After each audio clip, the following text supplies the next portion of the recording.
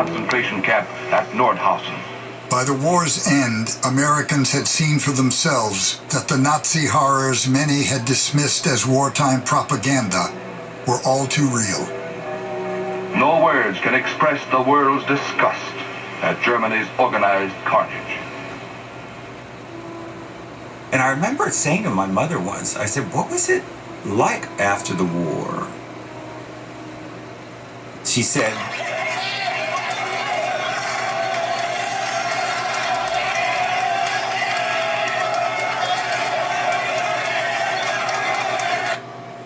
the government definitely prints money, and it definitely lends that money, which is why the government definitely prints money, and then it lends that money by selling bonds. Is that what they do? There is no question that the government prints money, and then it uses that money to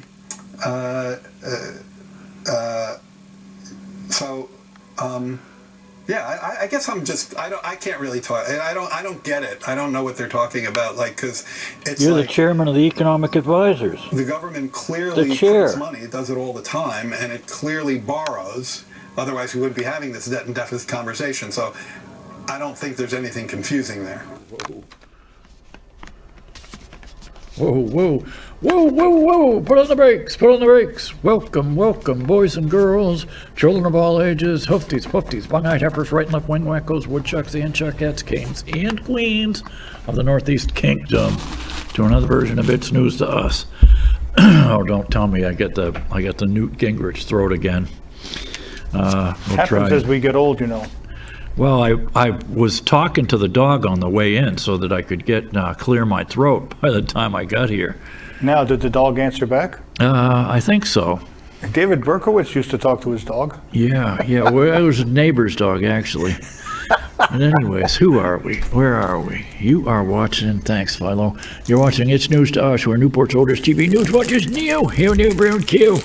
And, he's out on the road today pushing Bidenomics. First they came out with the Bidenomics, and then they focus tested it, and it didn't work that good. And so then they just threw caution to the wind, said the hell with it. Now they're pushing Bidenomics again. Even though all indicators are down, people are hurting, inflation's killing everybody. And he's still printing more money. He's still pushing more money. I got an article about the semiconductor plant. It's an old Thorazine ad, and we're all inclusive here at It's News to Us. We cater to men, women, men who think they're women who think they're men. You're all welcome here. And defund the police? I don't think so. We're going to defend the good ones. And these are the people you got to watch out for. These are the ones, these kids, so-called kids. They're arresting them. Did you see the arrest, Philo, of these friggin' anarchists at the colleges? No, tell me about them. I mean, I've been watching it. Yeah, and I guess the police are finally arresting some. Yeah. After 2 or 3 weeks, it turns out that that only between 30 and 50% aren't even students. They're just professional anarchists, and they're getting some of them are getting paid. I heard it's more like 80% of them are paid. By Soros. I don't know. It would need an investigation. George Soros, a whole bunch of the Tides Foundation, the Pritzker, the Pritzker people, that fat bastard from Chicago. Anyways, peace and prosperity like we had under Trump, not wars and austerity. And all hail the cadaver-in-chief. Yeah, that's him right there. Old Joe, he's a moving mighty slow. And let's see, here's some websites for you. And we gotta put the bite on this WHO thing. We do not want this big-headed friggin' Ethiopian moron telling us what to do and what is a pandemic and what vaccines to take. And here's the numbers you should call. Right there, there's Bernie's number and Pee Wee Welch's number for those of us in Vermont. But they call it an accord so they can get past the treaty thing. And it's part of the Great Reset. Now, we told you kids, okay? You wouldn't listen to us, just like teenagers, man. You wouldn't listen to us, and we told you this was going to happen. And here's an example right here where they're taking money out of our pockets and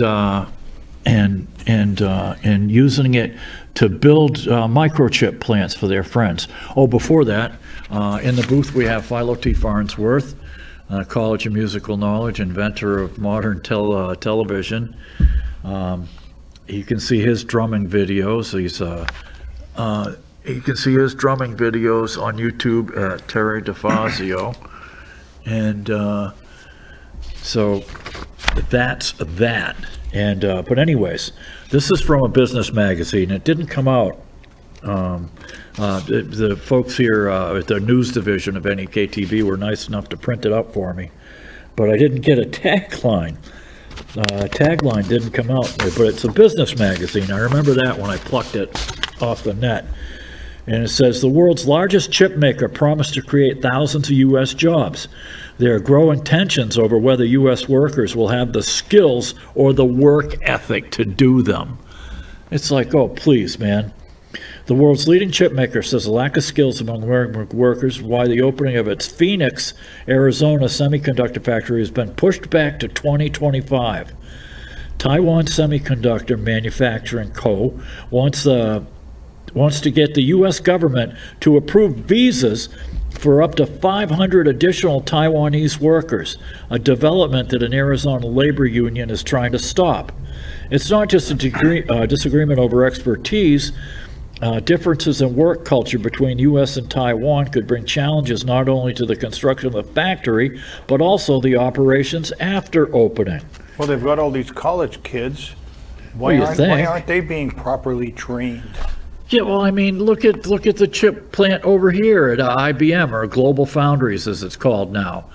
They don't seem to have a problem with work ethic, Philo. And this is Vermont. No, I mean, come on.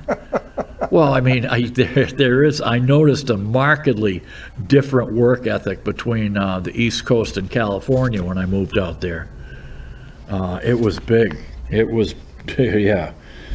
Anyways, let's see. Morris Chang, the founder, spoke in Taipei about the gap in the cultures. If an engineer in Taiwan gets a call and he is asleep, he would wake up and start dressing.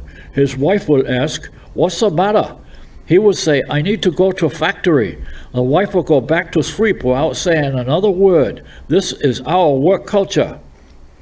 The employees told the New York Times February they were skeptical that American workers would be willing to make the same sacrifices as the Taiwanese, and they'd have to pick up the slack for their American colleagues.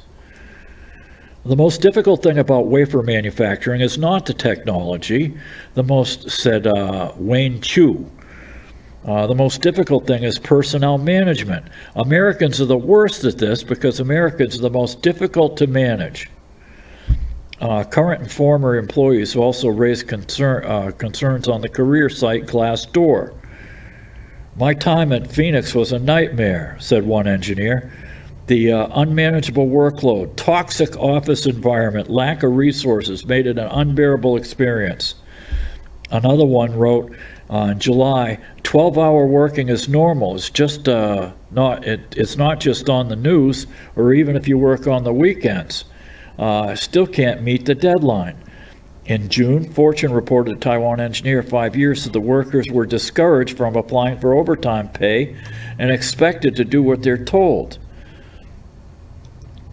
Yeah, and so anyways, the field just isn't about lucrative wages, but rather a passion for it. Well, you know what?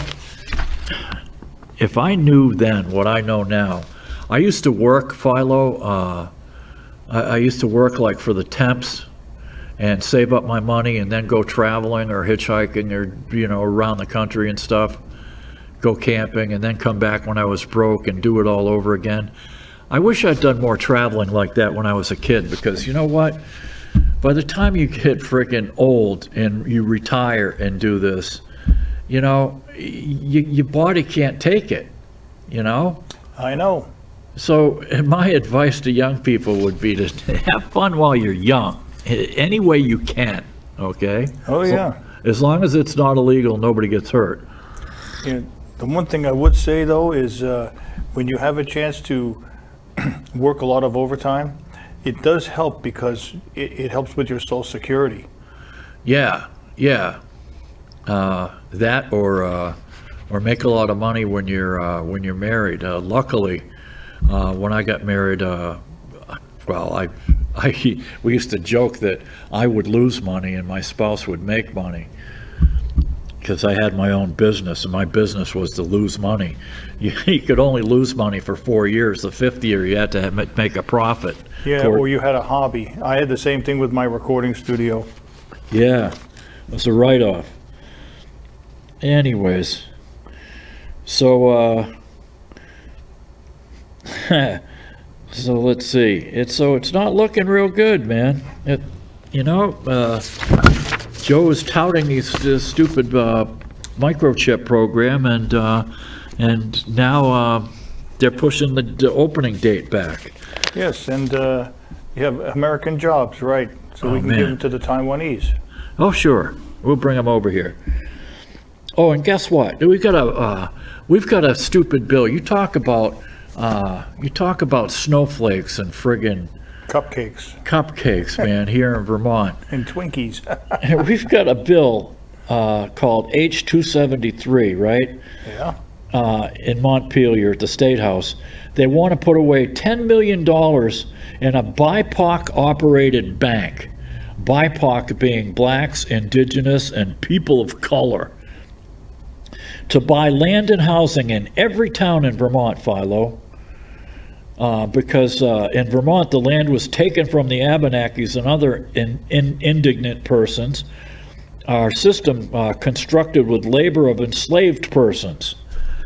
And we didn't have any slaves in Vermont. And, we've gone over this before. I've told you about, there's a book called Champlain's Dream by David Hackett Fisher, where he translated Champlain's papers. He was one of the first Frenchmen to come over here and settle what is now Montreal, right, Philo? Yeah. In the 1500s. And he was appalled by the torture and what we now know as Vermont was a no man's land, where they would have hunting parties where the Abenakis would come down from Montreal, come down south, and hunt whatever, and gather berries or whatever they would do, right? And the Mohawk would come up from Western Mass and New York State, what is now New York State, and God help them if they got caught, because it was a warfare, continuous warfare. And they would take and tie tie the Mohawks or whatever the other tribe to a pole, and they would cut their belly open, and then they would poke their guts with hot coals and stuff. They delighted in torture. And Champlain, trying to convert these guys to Christianity or Catholicism, he was appalled by this. And so the Abenakis, they delighted in torture. They wanted Champlain to join in, and he wouldn't do it. He took his arquebus or blunderbuss, whatever the hell it was, and he shot the Mohawk captive to put him out of his misery. And he kept telling the Abenakis, "Look, no, I'm not going to do this.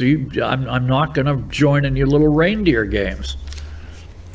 Yes, and you know what? The the people that want all of this compensation. Yeah. What do you think is the advantage? Who's going to win? Nobody. There are 254 towns in Vermont, Philo? Yeah. And they're going to spread 10 million among every town, and then who's going to classify as indignant? You know what I mean? I'm very indignant about this. Yeah. You see, my ancestors did not have slaves, and we didn't come over here, and we didn't fight with the natives. Yeah, and damn it, we were too busy selling pizza. Yeah, none of my ancestors. My ancestors came here with Winthrop and the Puritans in the 1630s, and they didn't own any friggin' slaves. You know, it was just wrong. You do your own work. And here's the pensions. The 1910 census, there were 26 natives.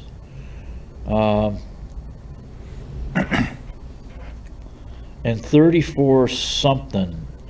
Let's see, in 1890, there were 5. There were 1910, 26 Indians. 1890, 34. There were 5 in 1900. And blacks, 1960, there were 519. 1920, there were 572. 1930, there were 568. 1940, there were 584. 1950, 443. And the farms, there were 27,000 farms in 1930, roughly, right, Philo? Yeah, about that. And we're down to about 600 now. And shrinking. Oh, and speaking of which, they're not the Kaput farm. I just drove by there on the way in, Philo. Yep. Near the railroad tracks out there, and they're building a whole another one of these giant friggin' mega barns. Mm-hmm. And it is big. I'm talking big, man. It goes from like this driveway over here all the way to the driveway for the rocking chair plant. It's that wide, Terry. It's crazy. I'm not surprised. I know, Reg. Yeah, it's go bigger, get out, I guess. That's the way it's gotten now, Steve. Yeah. There isn't any choice anymore. And I got behind one of the trucks yesterday. They already cut their first crop of friggin' silage. And it's not even like 6 inches tall, Philo.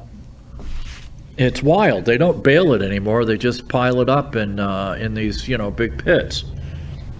Anyways, yeah, there were 300 arrests of these little Muslim fascist Nazis at Columbia, and 40% were non-students. And let's see. I just wonder something, Steve. If you're a parent and you're sending your kid to an Ivy League school, which is essentially like buying a Mercedes every year for 4 years, I wonder what kind of a parent are you?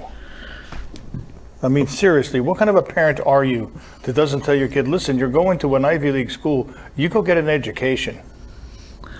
Maybe we should add that Cheech and Chong clip again this week. They're going to send you off to military school with that Finkelstein kid. Finkelstein. You like them bananas so much, I got friends with United Fruit. Oh, and the Trump trials are falling apart, Philo. Yeah. The one in Georgia, they granted their motion about Big Fannie Willis. They're not going to do anything, or they're going to pull her or yank her off the case or some damn thing. I saw it on the news before it came in. And this New York case is going down in flames. All Stormy Daniels did yesterday was go on and on about some salacious crap. She had to get admonished by the judge for going off for saying stuff that wasn't even asked of her, right? On an affair that happened 18 years ago, Philo. Well, we guys, we're going to be tortured with anything that we did all of our lives. And this judge, man, it's crazy. It's like if a guy does something to a woman, like rape her or whatever, yeah, you don't wait 18 years to come back at him. Oh, yeah. Well, she said at the time it was like consensual. She knew what she was getting into, Yeah, anyways. So it's got nothing to do with nothing. And they tell the jury, oh, just disregard this, because he's going to let him get away with it now. But on appeal, they'll be able to throw the case out after the election on appeal, because it's like a lawyer saying to the jury, right? He says to the jury, okay, pay no attention to that monkey riding the tiger with the Nazi helmet behind the unicorn, okay? Just pretend you didn't see that. You can't unring that bell. The jury's already heard it. And the judge, this Judge Marchand, he's been reappointed over and over. He's never been reelected, Philo. Yeah. And that Judge Engoron, the one who tried to take away his business in the last trial, he's ran unopposed the last 3 times. Kind of like when we had a certain mayor here. Yeah, really. And there's no felony stated. It's just crazy. Okay. Oh, man. They had this clip of Biden. I don't know what the heck he was doing. He didn't know what he was doing. Yeah, well, they had a 24-second clip, right? And somebody sat down and looked at the edit, because Philo's good at this, because, you know, he does editing for a friggin' living. And it's a lot more seamless now with the computers than it used to be. But, you know, bet. Yeah. You can still tell. You can still tell a jump cut, you know what I mean? Yep. And so the 24-second clip took 8 edits, Philo, of Biden. And those shoes they got him wearing, they're like Joe shoes. They're like what do you call them? They're like snowshoes, man. That's how big they are. And the case down in Florida, the boxes of top secret nuclear codes and all this stuff. Well, he's got a fair and impartial judge in Florida. What's her name? Amy Corcoran or something like that. Oh, Judge Amy Cannon. She's been unsealing these records, and they have to be unsealed. And it turns out, you know how the FBI showed pictures of them scattered on the floor with stuff here and there, all willy-nilly, Philo? Yep. It turns out that was all staged. Most all this stuff is now. It was all staged. And Trump had all that stuff in boxes because it had been sent down from the White House, and they hadn't even opened it yet, right? But yet, so the FBI took it out and they put top secret this here and top secret there and eyes only on this one and scattered this one and made it look like Trump was like the worst thing on earth. It's crazy, man. I watch these big news stations do this all the time, and both sides do it. They'll take something and they'll say, see, look at what Trump did, or look, see what the Democrats did, and it's always the same. It's all staged. Well, what with Biden and his stuff in the Corvette garage, that wasn't staged. He was so proud to show off his Corvette. They just happened to ask him, what is that stuff in the boxes in the background? And then they found out he had stuff hidden in 4 other places. Why would anybody want that stuff in their house? Exactly. Why? I don't understand why. And he took it, in Biden's case, he took it to give to the guy who was writing his book, who didn't have a secret clearance to begin with. And it was illegal for Biden to take it because he wasn't president. Only the president can take the records. You can't take them if you're a senator or a vice president. Only if you're POTUS can you take them. So who's Trump going to choose as a vice president? Oh, good grief, man. Maxine Waters. Probably the biggest donor, right? Yeah. Did you see the thing with Maxine Waters? Oh my God, I tried to get the clip last night. She wants the Justice Department to look into these people. They're to worry in case Biden gets reelected because they're up in the hills. They're training with guns, Philo, and they're up in the hills. And if Trump doesn't get elected, they're going to come down and raise hell. You mean they're going to Colombia, right? Yeah. I couldn't believe it. It's like, man, this woman, you thought Sheila Jackson Lee was nuts. Good grief. It was just insane, man. Yeah, most of them are insane. That's true. Oh, man. Yeah, so Judge Amy Cannon, she appointed a special master, and they have to, all the records have to be looked at in the in a SCIF, a secure compartmental investigative facility.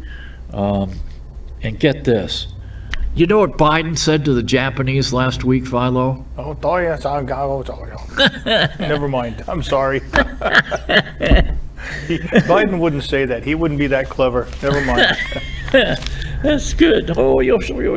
Now, you understand, folks, I am not a Democrat or a Republican. I don't like either party, so. It's like John Belushi. Yeah. Samurai Night Fever. Yeah. Oh, gosh, that was bad. I love that one. Oh, man. You'd never get away with it now. No. And Jerry Seinfeld came out last week and said that, this whole thing is just, the comedy is just nosedived into the ground. Yes. If somebody wants to really be offended, you should find the biggest snowflake you know and have them listen to Don Rickles' Hello, Dummy. Oh, man. I have a copy of it if you want it. Or Richard Pryor's Mudbone. Oh, Rickles was better. Oh, man.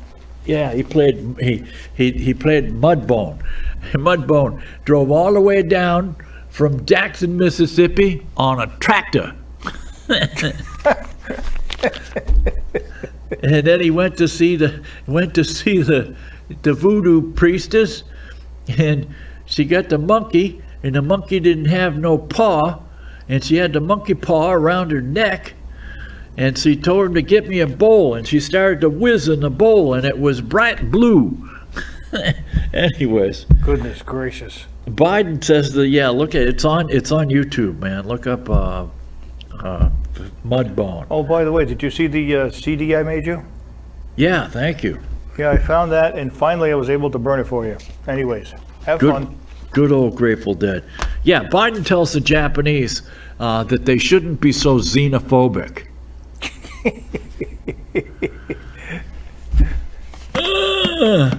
What?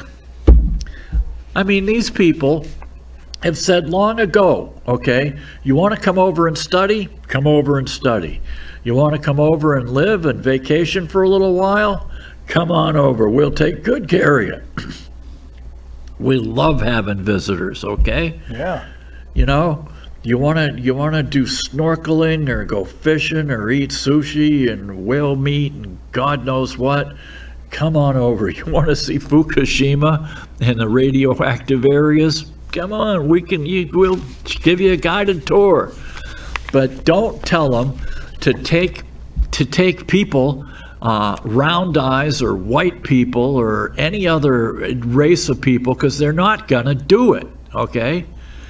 Japanese have got Japan for the Japanese. It's the same with the Chinese too. That's why the Chinese are killing all the damn the Uyghurs, the Muslim Chinese. They put them in labor camps and re-education camps, and if you don't behave, they harvest your organs while you're still alive. Oh yeah, it's great. In 1997, the Hamas holes were listed as a terror organization. No, you're kidding. Yeah, and it's been that way since 1997, yet, all these kids are wearing freaking Hamas bandanas and those stupid flags and crap. Now, didn't the University of Texas, weren't they the first ones to crack down on this? Yeah, I think so. I think in one weekend they arrested like 200 something. I think you're right. Yeah, UT, or was it, it was another southern school. Might have been Florida. Ole Miss also. Yeah. They said, no, you're not going to do, no. Oh, yeah, last year, 37,000 Chinese snuck in and into this country, and it's been 30,000 plus this year alone. And the fiscal year isn't over until September, Philo. Wow. Oh, yeah. Single Chinese men, no problem. You got a lot of them because there are no women over there anymore. Yeah, really. Yeah, the ratio is horrible. Oh, and I saw on, what do you call it? Oh, man. on the War Room this morning. They had this analyst from a January 6th pipe bomb in Washington, D.C. that they didn't pick up on by this Donna Harbin or something. But you can see it at joehoff.com. Typical spelling, JOEHOFF.com. And he was talking about this at Gateway Pundit, too. Obama has this higher ground organization that is meant to sabotage the Republican Party. Oh, and get this. Pee Wee Welch wants us to pay $9 billion for affordable internet for poor people, Philo. It's like, wait a minute, you want to take money out of our pockets who are barely getting by now? I got to pay $120 a month for internet access, right? Yep. Damn it. Why not get Comcast or any of the internet companies to provide it to them? You know what I mean? Well, way back when Governor Douglas was in charge, he wanted high-speed internet all over Vermont. And when he told the high-speed internet providers to do that, you know what they did? They all rushed over to Chittenden County. And he made it law, but nobody's paying attention to it. That's why these little outlying areas don't have high-speed internet. Yeah, but Welch wants us to pay for it with tax money because it's the fund is running out. Yeah, the liberals want us to pay for everything.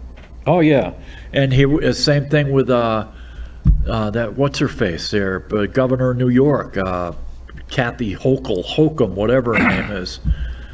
That witch, she came out with some anti-black thing yesterday, day before. If any conservative had said something, they would have been strung up on the playground. By the way, I can't wait for the legislative breakfast this coming Monday. Oh yeah. You know why? Why? Because I believe of all the legislators that are going to be in that room, only one voted for this carbon tax, which is going to raise our taxes by about 20%, our state taxes. Only one that I know of. And you know who she is. Oh yeah. And you know why they vote for this in Chittenden? Because they've got the money. Yeah, and never mind the fact that the price of energy has gone up by 30% on its own. We're supposed to pay massive taxes on top of that, but for the Green New Deal. You out of your mind? But Vermont's going to save the world. Oh yeah, our 600,000 of us. All right. So Kathy Hochul wants New York school-based mental health, so that there'll be mental health people in every school, Philo. Well, it's pretty mental now. Well, how about taking the phones away from the kids, okay? I think these phones are really screwing up the kids' heads. I really do. Oh yeah, and they had what do you call it? A big confab in Romania last week. Really? Yeah. What do you call them? Conservatives. They call it MEGA over there. Make Europe great again. Yeah, Romania, Poland, Hungary. They're all former commies, and they know all about show trials over there, Philo. Because it was only, the communist left barely a generation ago. You know what I mean? Yeah. So it's burned into their memory. People that are our age remember the damn commies. Yeah, we've seen them, man. And they've got their anti-New World Order, their anti-Great Reset, they're anti-globalist, socialist, communist. They hate Klaus Schwab and the Davos pukes. And who is this organization again? They didn't have an organization.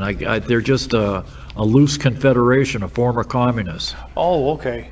Yeah. I think I would like to join. Yeah. Yeah, I want a mega hat. Make Europe great again. And this Pomerantz guy from the Trump trials, he used to work for the Department of Justice, and they sent him up to New York just to help try and hang friggin' Trump. when they had him on the what do you call it, on the witness stand in Washington, D.C., he kept taking the Fifth Amendment over and over and over again. You mean he wasn't drinking a fifth? Yeah, exactly. He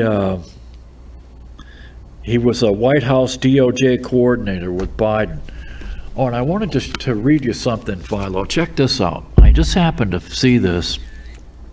I got this book from Donnie at the recycling center. Oh. There's so many great books up there, and they're free. But Exodus, it was written in like 1958 or whatever, and he talks about the Palestinians, Philo. Get this. Yeah. A summary of the Arab refugee situation. The most publicized after event of the War of Liberation has been the Palestine Arab refugee problem. It's become the most potent political weapon in the Arab arsenal. The Arabs have gone to great lengths to describe the plight of these war victims and keep the refugee camps as working models to demonstrate to the world Jewish cruelty. Indeed, those who visit these wretched souls are certain to be touched by their plight. The Arabs would have the world believe that the Palestine Arab refugee is unique. Nothing could be further from the truth. Every war man has waged has created refugees. Let's see. Had the Arab leaders obeyed the decision of the highest international tribunal and adhered to the law, there would have been no Arab refugee problem. The refugees came as a direct result of the war of aggression raised by the Arabs to destroy the people of Israel. The Arabs created a Palestine refugee problem themselves. After the November 1947 partition vote, the Yishuv of Palestine begged the Arabs to remain calm, friendly, and to respect the legal rights of the Jewish people. Despite wanton aggression, the State of Israel, in its Declaration of Independence, held out its hand in friendship to the Arab neighbors, even at the moment her borders were being violated. The avowed intention of murdering the Jewish people and completely destroying the State of Israel was the Arab answer to law and friendship. Because, see, only the friggin' Palestinians have a charter that says, actually the Muslims in the Quran say that that the Jews need to be destroyed. They need to be eliminated. We have to eliminate the Jews. It's right in their charter. Okay. It seems to me they want to eliminate anybody who isn't a Muslim. Yeah, that's pretty much true. If you don't believe, you're a kafir. They can lie to you, and if they outnumber you, then you have to pay the jizya, the tax. And you can't wear a cross around your neck. You can't have a cross on a building or a church. Oh, yeah. You got to read the Quran once in a while. People don't realize what happened at Alsace-Lorraine when Charlemagne beat back the Moors, or the Tours, or whatever they were called. Yeah. Or all of Europe would have been bowing to Mecca 5 times a day. Yeah. Oh, yeah. Strangely, most of the Palestinian Arabs fled even before the invasion. Jaffa, Haifa, and the Galilee created most of the refugees while the fighting was comparatively light. The first reason for this was the Palestinian Arabs were filled with fear. For decades, racist leaders had implanted the idea of mass murder in their minds. Let's see. No Arab villages Otherwise, the Arabs who remained in Palestine were completely unmolested. No Arab village which remained at peace was harmed in any way by the Israelis. In regard to the Nevi Saji in mind, we might add this one example of Jewish excess. Let's see. The second major cause of the refugee situation comes from the absolutely documented fact that the Arabs leaders wanted the civilian population to leave Palestine as a political issue and a military weapon. The Arab generals planned on annihilation of the Jewish people. They did not want a large Arab civilian population present to clutter their operational freedom, because they would have been in the way. The politicians wanted to prove Jewish inhumanity by pointing to the Arab refugees forced from their homes. Lastly, the actual fighting helped create part of the refugee situation. Those few Arab villages which fought against the State of Israel were attacked and the Arabs driven from them. No apologies have to be made for this. Documented proof exists that the Arabs were promised they could return to their homes on the heels of Arab victories to loot the destroyed State of Israel. No one can question Arab hostility towards Israel since the war. They have blockaded the Suez Canal in violation of international law. They boycotted businesses, blackmailed foreign firms, raided border settlements, and constantly threatened to come back for a second attempt to destroy Israel. In the light of this, it is inconceivable that Israel would even consider resettlement of a hostile minority pledged to destroy Israel. We come now to the most horrible of all the facts concerning the Arab refugees. The Arab nations do not want these people.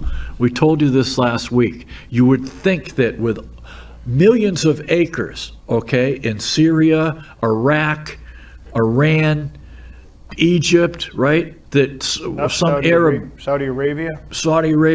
yeah, Yemen, that some country, some Arab country would take these people because they speak and write Arabic. Oh no, none of them want the Palestinians, okay? None. I wonder why that is. Yeah, I just don't get it, Philo. I don't get it. The Arab nations do not want these people. They are kept caged like animals and suffering as a deliberate political weapon. In Gaza, to cite one example, the roads are mined and patrolled so that these refugees cannot reach Egypt. This was in 1958. The roads are mined so they can't get out. The United Nations has established a fund of $200 million for the resettlement of the Palestinian refugees. There is much lush, fertile, and empty land in the 7 million square miles of the Arab world. The Tigris-Euphrates Valley, one example, has some of the richest unused land in the world. It is inhabited by a handful of Bedouins. This section alone could take not only the 500,000, but 10 million others as well. Not one penny of the resettlement money has been used. On the other hand, Israel, an unfertile land whose 7,000 square miles are half desert, has taken in more than 500,000 Jewish refugees from Arab countries and stands ready to take that number again. The Arabs argue that the Palestinian refugees themselves do not want to be resettled, but want their farms in Palestine back. This is sheer nonsense. The Arabs have cried crocodile tears over the great love these poor fellaheen have for their lost homes.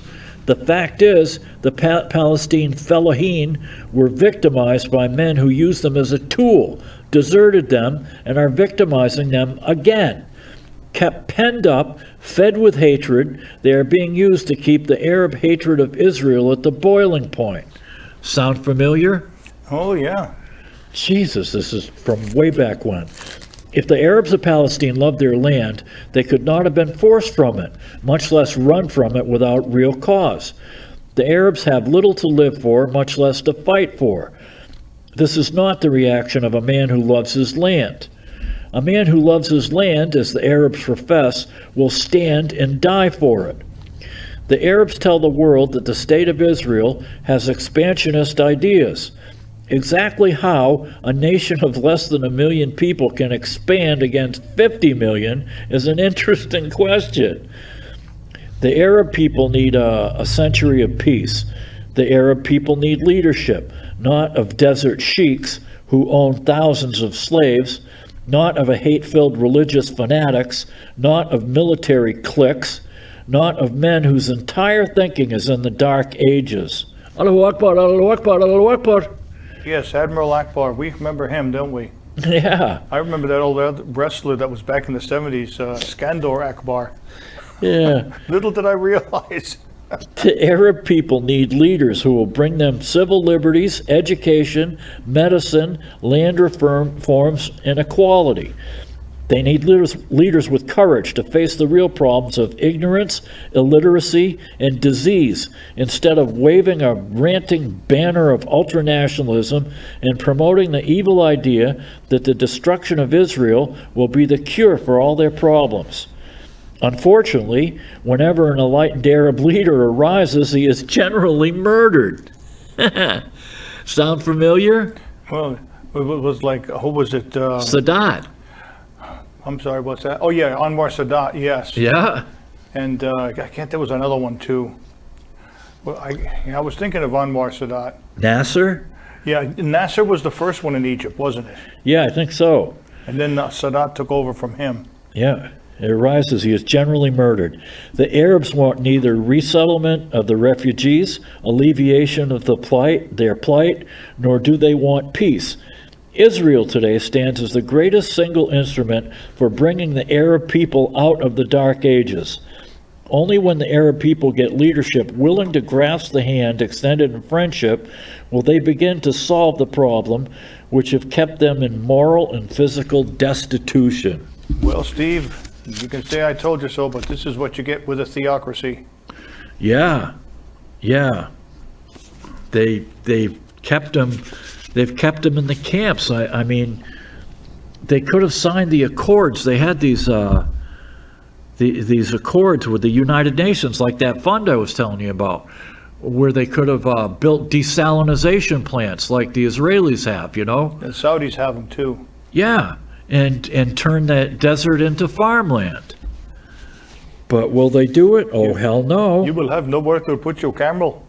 Yeah, And that's it. That camel's toe will bite you. Man, oh man. Its camel toe is getting big and puffy. Yeah, let's see. Oh, the Strategic Petroleum Reserve. You know, the USA holds 700 million barrels, right? Yet now we are down to 250 or 350 million barrels. And they say that with that little amount of oil in the salt caverns, Philo, Yeah. that they could cave in if they're not filled and used. It's crazy, and Biden won't do it. Yeah, we're gonna get off fossil fuels. We are. Yep. It's because you're an old fossil. Yeah, we're gonna get the fossil out the White House, man. Jeez. And China has 400 million barrels, and they've been buying more oil from Russia and the Saudis over and over and over again. Oh, did you know that diabetes has doubled in Vermont since 2000? Not surprised. It costs us $520 million a year. In 1990, 11% were obese, but now we're up to 20%. Speaking of which, The problem of that with the obese tag, Steve, yeah, is they've made it so that almost everybody's obese.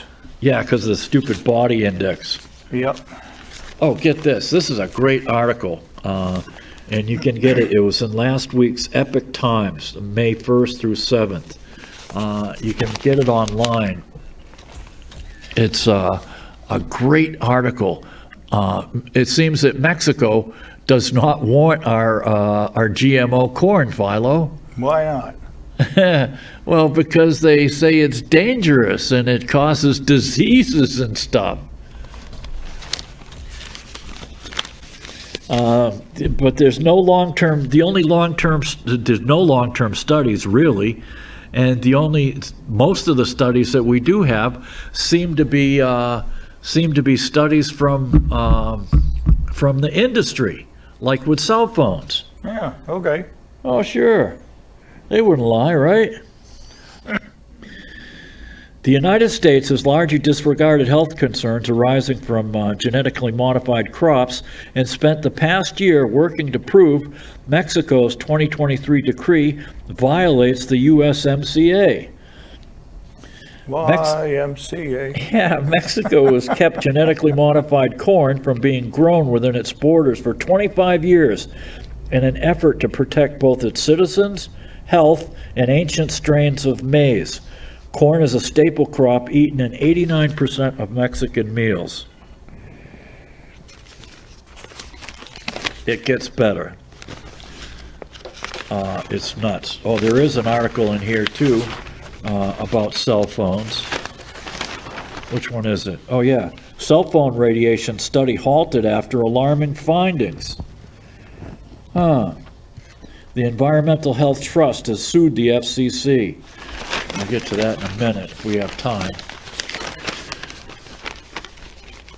Yet the corn dispute may transform U.S. agriculture. There's a 3-member panel to sort through the arguments, science, and the finer points of legal right. Mexico filed a 200-page response to the U.S. trade violation complaint, which many observers say fulfills the onus of its argument. It offered 66 articles in peer-reviewed journals pointing to GM corn associated with health risks, including increased damage to organs, cancer, antibiotic resistance, and reduced nutritional content. No, we have an FDA and a CDC and stuff like for that, right, Philo? The CDC is too busy selling vaccines that don't work. Yeah. And making policies that are absolutely stupid. Philo's comments are his own, not those of NEK or It's News to Us. Yeah, so blame me. I don't care. Allahu Akbar. We'll have somebody come and visit you. Yeah. Let's see. The glyphosate issue. Remember I told you I tried to get all the Roundup out of my diet because it just doesn't work for me, you know? Mm-hmm. Additionally, Mexico's report included 74 studies and papers on the risk of glyphosate, pointing to research documenting residues found on GM corn and concerns that the volume of corn that the Mexican eat creates the need for a different safety standard. Let's see. Mexico's decree isn't an outright trade ban, but it does create the need for suitable replacements for both GM corn and glyphosate, aka Roundup. Although the language is vague, the decree calls for ag groups to offer input to Mexican agencies on how to design, promote, and implement alternatives to glyphosate. Let's see. A 2014 study published in the Journal of Organic Systems looked at 2 decades of information on the rising rates of chronic diseases and their association with glyphosate use. Correlation doesn't prove causation. Oh man, have we heard that one, huh, Philo? Yeah, for sure. Uh-oh. I knew I should have left my wood stove not going. There goes the fire heads. Well, let's see. But graph after graph of epidemiological data of 22 diseases reveal sharp increase that coincide with the accelerating use of glyphosate. Huh. Why would that be, I wonder? No, we can only guess, you know. Yeah, well, one's got absolutely nothing to do with the other. Okay, Nothing. Steve, last but not least. Okay, last but not least. The study found highly significant correlations between glyphosate applications and hypertension, stroke, diabetes, obesity, Alzheimer's, autism, MS, inflammatory bowel disease, several types of cancer, intestinal infections, and more. Researchers used the Pearson correlation coefficient, the most common way to measure correlation. Well, once again, you wasted a perfectly good hour of your life watching this stupid show. Whoa! Damn, that was plastic, that's all. That was loud. We'll see you again next week, inshallah. Good Lord willing and the creek don't rise. So until then, get down on your hands and knees in the men-only mosque, sniff the bum of the guy in the man dress in front of you, head east, and pray towards the meteorite in Mecca and say, Allahu Akbar, Allahu Akbar, Allahu Akbar, Akbar. And of course, a happy Deus Magnus Nest to everyone out there, including you. In their concentration camp at Nordhausen. By the war's end, Americans had seen for themselves that the Nazi horrors many had dismissed as wartime propaganda were all too real. No words can express the world's disgust at Germany's organized carnage. And I remember saying to my mother once, I said, what was it like after the war? She said,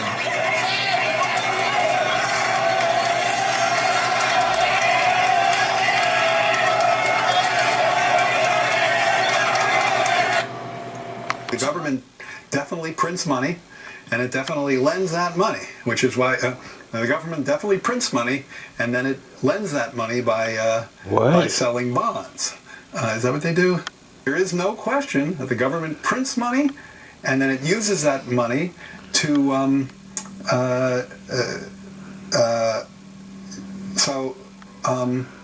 yeah, I guess I'm just I can't really talk. I don't get it. I don't know what they're talking about. Like, because it's You're like the chairman of the economic advisors. the government clearly prints money. It does it all the time, and it clearly borrows. Otherwise, we wouldn't be having this debt and deficit conversation. So, I don't think there's anything confusing there.